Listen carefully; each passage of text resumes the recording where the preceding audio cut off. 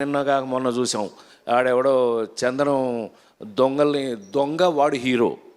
ఒరే పిచ్చనా పుచ్చి, ఒరే పిచ్చనా పుచ్చి, నేను అన్న ఉద్దేశం నువ్వు ఉన్నావు కదా. అవును, నేను ఉన్నాను అక్కడ. నా ఉద్దేశం ఏంటంటే నేను హీరోగా ఇన్ని సంవత్సరాల నుంచి ఉన్నా, నేను రెగ్యులర్ హీరోని కాదు. అన్ని సూపర్ హిట్స్ చూసాం మనం. లేడీస్ టైలర్ దగ్గర నుంచి నిన్నగాక మొన్న కల్కి, లగ్గం వరకు కూడా సూపర్ హిట్స్ చూశాను. నేను ఆ ఫంక్షన్లో మాట్లాడింది నీకు ఒకసారి గుర్చేనా? ఏంటి నేను హీరోనా? లేడీస్ టైలర్ హీరోనా? ఆడు సన్నాసి. కరెక్ట్, మీరు చెప్పి. అప్పులప్పారావు హీరోనా? ఆడు ఎదవ.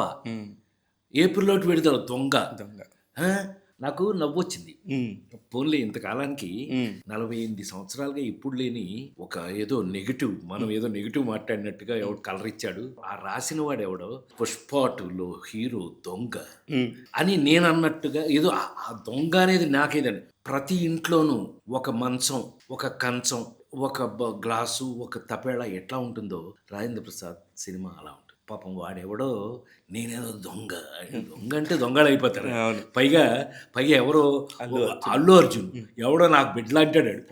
And he's I love that fellow. నన్ను ప్రేమిస్తాడు. ఎంత ప్రేమిస్తాడు అంటే గురుగారు పక్కన. He's my Allu Arjun, I love you.